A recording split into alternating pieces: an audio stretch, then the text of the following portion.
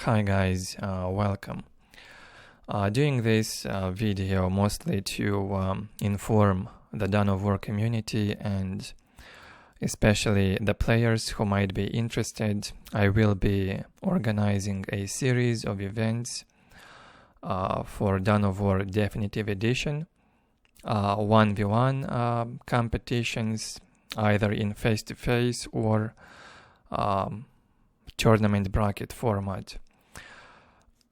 So I've been thinking on a set of rules, and I pretty much have a baseline. Although it's still rough, it needs polishing, but it's a good starting point. And I want to take you through them quickly. For viewers that are interested or players, you can just pause and read this, and you can also access it in Discord at the time this video will be published. You can view it in my Discord channel.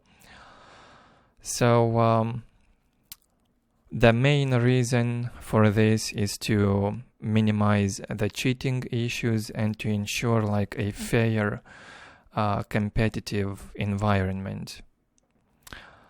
The main rule is to have the players first-person view stream in desktop capture mode. Unfortunately, game mode is not sufficient anymore because there are cheats on the market with third-party app overlays that do not get captured by game mode streaming. So it has to be desktop capture mode, and hopefully this will minimize the cheating issue in that regard. Players can stream either in Discord, in a private channel, to the tournament organizers, myself basically, and maybe moderators if there will be any in the events. Or much more preferably is if they stream either on Twitch, their own Twitch channels with a delay of at least 60 to 90 seconds, or YouTube. I know the maximum delay on YouTube is 60 seconds, and if you use normal latency, it may go up to 90 seconds. So that's for YouTube. If you use Twitch, I'm not sure, maybe you can get a higher delay. If you can get up to 3 minutes delay, it's really good. That's to avoid stream sniping also. Although it's highly unlikely that someone would stream snipe, even if there is 60 seconds delay, it's basically useless. Yeah, so that's the most important rule. The second most important is banning cheats. The most common cheats are the map hack and the unlimited zoom, which also deletes the ambient fog from the game and allows the players to zoom out and see the whole map as if it were a chess table. So at that point, it's no longer an RTS that we are playing when it requires 10 APM instead of 150. So all the players will be required to use the default base game zoom. I've provided the values in here, which match the base game default camera. If Relic decides to update these values for all the players in Automatch in the future, they will be changed and updated accordingly. As of right now, at the moment of recording the video, these are the default camera values that should be basically enforced upon all the players to ensure each player is on fair terms. If someone has a slightly higher camera than the other player, it may not be critical. However, especially many top players in the leaderboard, they prefer to zoom and see 50% of the map at once, or 100% of the map, which makes it very unfair towards someone who will use, for example, a 10% field of view of the map at once, or maybe 50% or 20%. So in order to combat that problem, we have to use the default camera height, or you can use the camera mod with these values right here. They basically match the maxed out default camera in Dawn of War Definitive Edition. Removal of taskbar overlay, it's also not allowed. It will be considered a cheat because it increases the field of view.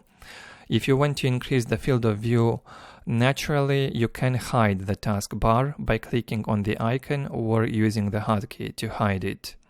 It's not allowed to remove the overlay and have an increased field of view compared to your opponent. So the next will be bugs, basically all known and unknown bugs. I don't even know all of them for Dawn of War Definitive Edition. If someone has like an up-to-date list, I will really appreciate it if you send it to me in a direct message. Otherwise, I will also do my best effort and compile the most popular bugs. Pathfinding. There are pathfinding issues in Dawn of War Definitive Edition, so it has to be also addressed. Sometimes you get squads getting stuck into the nothingness, basically. They just sit after a fight, they cannot escape, units just get stuck in the middle of a fight when nothing is even nearby them, and when it happens,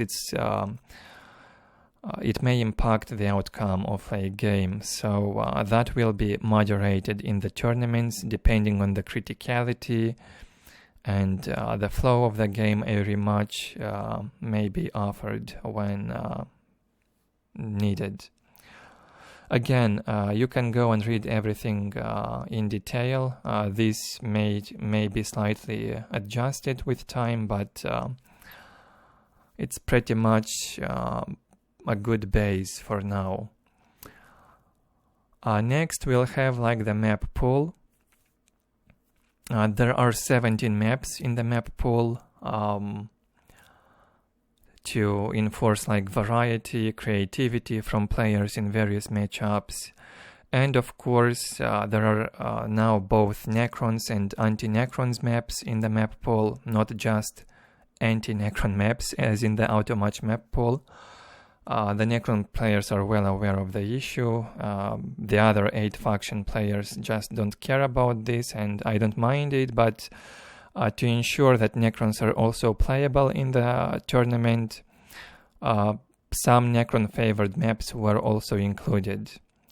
And for the first game in a round, players will have to cross out maps until only one is left, so you are free to remove the Necron favored maps or the anti-Necron maps. If you're a Necron player, right? You are free to remove it from the map pool for the first game.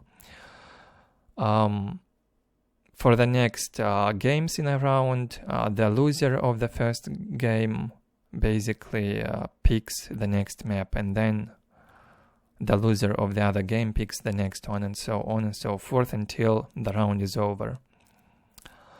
Registration will be also in Discord in each specific channel. If it's a show match like a best of 5 or a best of 7 or a best of 9 or best of X, whatever, we'll have like maybe 2-3 rounds per stream, maybe even 1 when not enough players are available to play, or tournament registration with a bracket like a long 1-day or 2-day events. And the events will also be announced in a respective channel. For the registration, the players will have to use their in-game nickname. Make sure your nickname matches the one displayed in the online lobby. It should also match your Steam profile. So you will have to also provide the link to your Steam profile. You can just go to your profile page on Steam, right-click and copy a link and paste it in the registration form. And your faction name. You are allowed to choose one faction. Basically, the reason why is because I'd like to also have a good idea on how the factions get like a ranking of the factions. When you have like fair competitive terms, this will also be more accurate, so we'll see which factions are winning most of the time. For now it's obvious Orcs, Eldar are the top factions, but the competitive environment is highly unregulated, so you don't know who's cheating, you don't know who's Zoom cheating and all that nasty stuff. So when you have like a more regulated, fair competition, the results might look different. So just one faction for the start. I know the balance is not perfect, but at least we can also work on relevant feedback for Relic. So in case of balance patches for the future, if Relic will consider, we can like provide them with results from this regulated and highly monitored cheat-free competition. Before each event, the players will be required to check in like 1 or 2 hours before. If someone will check in but will be like late to the games, he will be disqualified from the event or be given an automatic defeat and placed in the loser bracket in case he becomes available later. So I guess we can wait up to 15 minutes if a player is late, but if he does not show up, he will be granted an automatic defeat. And then we get to the interesting part, the rewarding system. We have to reward the players for willingness to participate and play fair games. And I don't remember if I mentioned it, but basically the main reason why I want these anti-cheat policies to be enforced is mostly for the players' peace of mind. A lot of players refuse to play in tournaments, myself included, that don't have any sort of cheat, like anti-cheat moderation tools. So it's really sad. It's basically cheat toleration because this game has zero anti-cheat, so that's a major problem. It also is very vulnerable to all sorts of exploits. So hopefully you understand why these terms have to be so rigorous, and they may even become even more severe with time. We'll see how it goes. So the rewarding system for the players who will be competing fairly and showing good games, entertain us, will need to be rewarded. I cannot guarantee that there will be a prize pool in all the events that I will organize. However, there will be like a crowdfunding when I do stream for people who already watch my channel and my streams.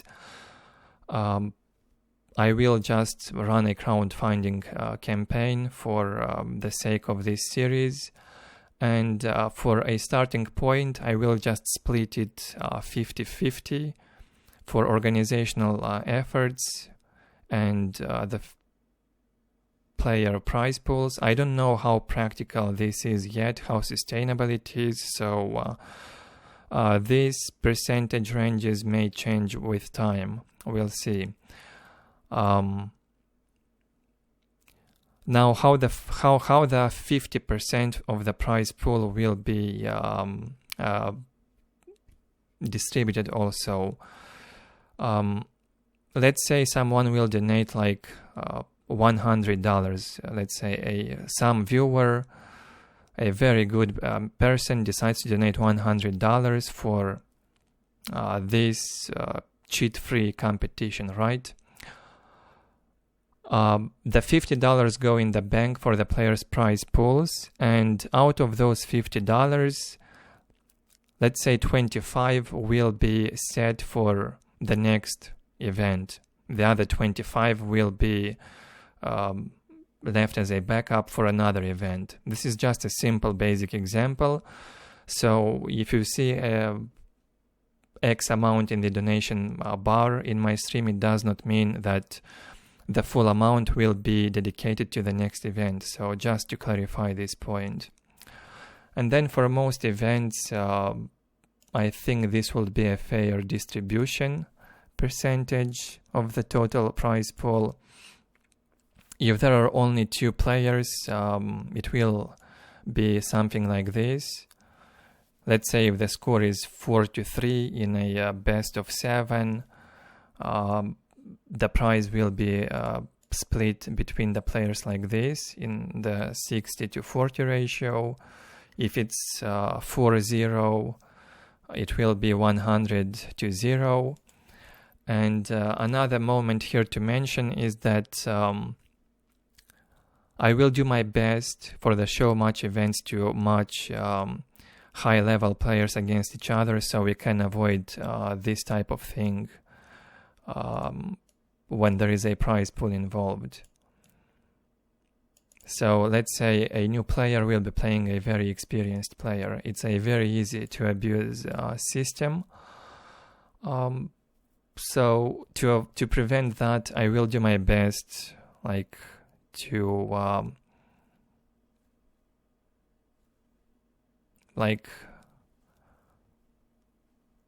make 2 good players play against each other and avoid a very experienced player playing a newbie. Needless to say, the events are for all the player levels, even for beginners, average players, and top players. But high-level players will be given a priority, especially in the show match event series.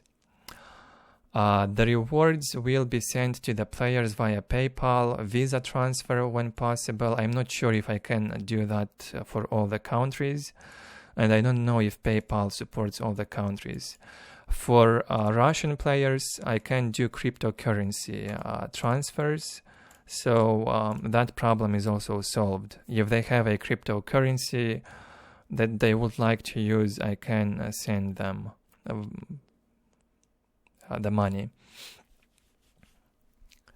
So if some of you guys want to contribute to the prize pool, it's absolutely not mandatory. But if you want to make a contribution, you can do so. You can send the donation to this link, preferably. You can donate via this link. That means I get like 100% of the amount. And 50% of it goes in the prize pool for the start. If I'm not streaming at the time you're sending this, please include a note on the donation page that this is for the competition, like true skill eSports competition purposes. Basically a very generic name, but I think it accurately describes the overall idea. Basically, it's true skill, like let's say 99% skill, maybe 1% cheat. I don't know if players will manage to cheat. I guess there is no 100% cheat-proof system, but if there is one, this should be like quite close to it. So yeah, for those who want to support it, you can donate either via this page or YouTube Super Chats during the live streams are also okay. However, you have to keep in mind that YouTube reserves 30% of the amount you send. So that means 35% ends up in the prize pool. Plus, it may take up to 60 days for me to get those money. So that means if you donate a big amount and I don't have that kind of money at hand, it will be postponed to an event that I will organize in 2 to 3 months, for example. So that's about it in a nutshell. The first event will be announced shortly after this video is published. I hope we get at least 2 players to play. If we don't get any, it's basically a sign of how low the community degraded. But fingers crossed, I am almost 100% sure we'll get at least 2 players. And I do not want to make it invite only, because I know if I send invites, they will be accepted even if this has no prize pool. So for the first event, it will be a show match, and you will be able to read the rules once I post it. I don't want to make it like public yet, as I may need to polish the rules a bit, but it will be announced shortly after this video goes public, so keep an eye on my Discord. I will leave the link in the description to my Discord channel. For the moment, the events, for my own sake and like ease of use, to avoid managing multiple Discord servers, I will just do in my main Discord. I know not all the players like me in Dawn of War. That's okay, I don't mind that. But if you want to play, you have to join my Discord. You can mute all the channels except these eSport ones, for example. And you will only get messages when updates are posted in these channels. You can mute everything else. So you can join my Discord server and register if you would like to play. Also, one last thing I want to mention: for the 1v1 face-to-face show match series format, I will have to use like a randomizing tool, and the known high-level players will have a priority.